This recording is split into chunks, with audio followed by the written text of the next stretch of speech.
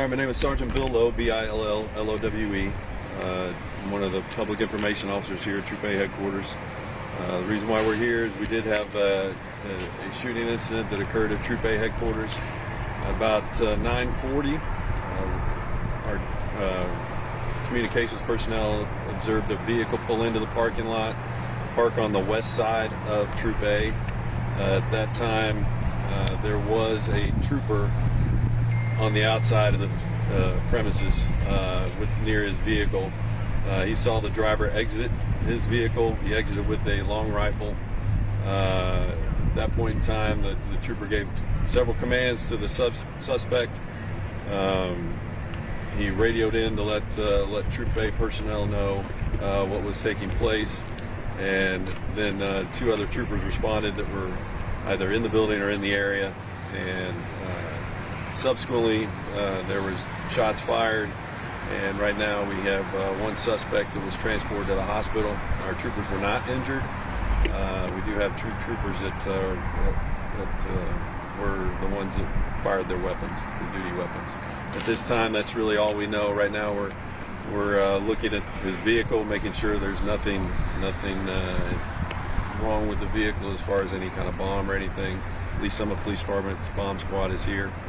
They've been a tremendous help with this incident. So with that, I'll answer what questions I can. Right now we have very limited information, but I'll try and answer them. Were the troopers preparing to head out for a shift or something, or when they noticed the person, were they kind of caught off guard, if you will? I mean, were they getting ready for a shift, if you will? Well, they were on duty. One trooper was here getting another vehicle, switching out a vehicle. Troop A headquarters is also a what we call a zone office for our troopers to do paperwork that work here in Jackson County. So there were troopers that were here doing some paperwork at that point in time, and it's my impression that those were the two that came out of the building. So just to make sure I understand the timeline correctly, there's a trooper here outside the building, sees this man essentially pull up and get out carrying a rifle, and is alarmed, gives commands for him to drop the rifle, but then doesn't immediately shoot. He then radios in for assistance before. At this point, that's what I know. We don't know what, in that interim time, what took place,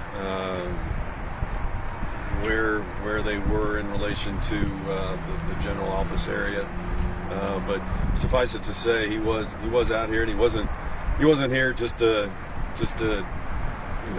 out of any concern other than he wanted to do some harm. And there was nothing that the troopers could have done differently. They did what they had to do in order to make sure that they were safe, and as well as everybody else in the building, because we do have civilians in the building that are working there.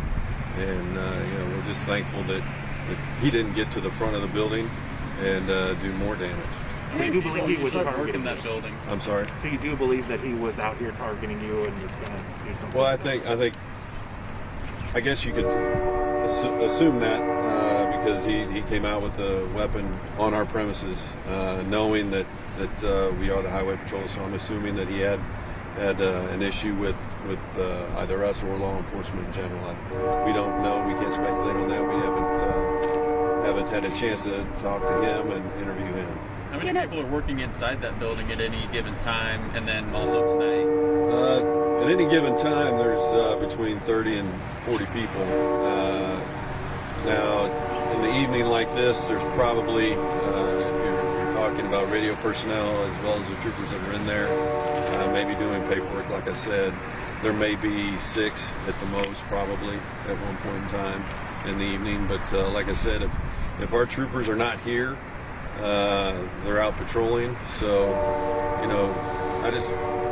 I'm grateful that they were here, because it could have been a lot worse, because we do have unarmed personnel in the building, and this individual was here to do some harm, and we're glad that none of our personnel were injured. Sergeant, would you classify this as an ambush on one of your troopers tonight? I don't know if it's an ambush. I wouldn't call it an ambush because he came in to if he would have entered the building, if he would have been a part of that, then I would say yes. I mean, he's coming in to do some harm, obviously, but he was surprised that there was a trooper outside that observed him. So, you know, we are thankful that trooper was out there. Like I said, otherwise it could have been a lot worse, and it could have been an ambush. I mean, it's one of those things where you're not expecting it. You're not expecting something to happen at your headquarters, at your building. But you know, we're always got to be on alert and make sure we're aware of our surroundings. And saying that you're not expecting this, this isn't an encounter that the state highway patrol gets very often, is it? Something like this? No. In my 25 years, I've never had somebody come to our troop headquarters and try and do some harm. Any other troops as well, right? For the best of my knowledge, I haven't heard of it happen. And were you able to find identification on the person?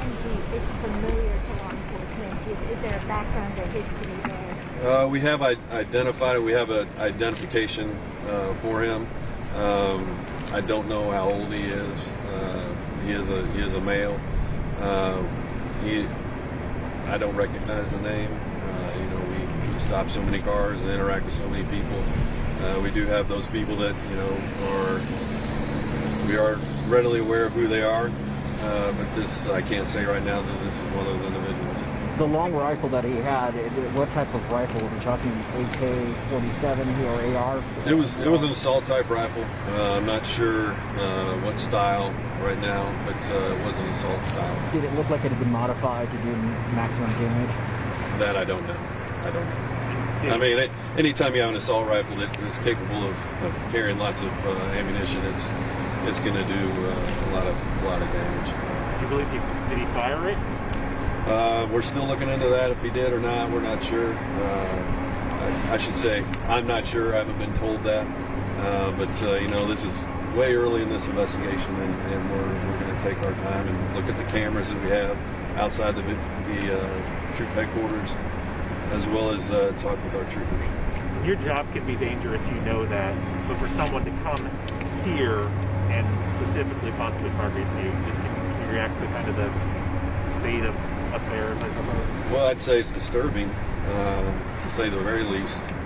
You don't expect that at your troop headquarters, like I said earlier. This is a place where you're coming to work and coming to finish up on some work and some paperwork, but like I said, you have to be aware and readily available and readily noticeable about your surroundings and making sure that you know, you're putting yourself in the best position possible to be safe. And you know, it's, you know, we got to find a different way to air our disagreements, and you know, this is not the way to do it, and it's an unfortunate circumstance that our personnel were put in that position.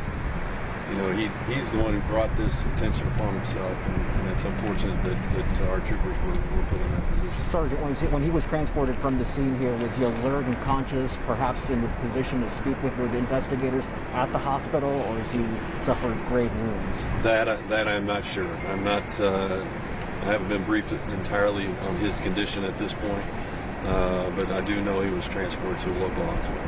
Given that the troopers responded relatively, I guess, quickly and professionally, does something like this prompt, I guess, any procedural policy, just second looks or anything for things at the troop headquarters? Well, I mean, sure, you're obviously going to try and learn from any incident that you're involved in something like this. You know, how can we better protect our people, and how can we better protect the public?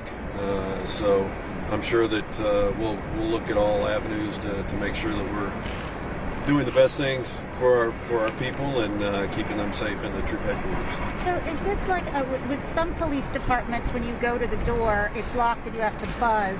Sometimes it's open and there's like a breezeway where you can buzz.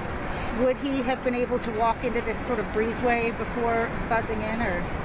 I think everybody that has been familiar with Troop A is you walk into the breezeway, and he could have went in there. Like I said, if our troopers weren't here, it could have been really bad. You know, suffice it to say that this job is dangerous enough, and so when you're talking about civilians and people that are unarmed in our buildings, they're not putting themselves. They didn't sign up for that. They didn't sign up to put themselves in harm's way like that. But we did, and we know that these types of things can happen. That's why we're responsive the way we are. We're professional the way we are, and we handle business like we should, ladies and gentlemen of the Highway Patrol.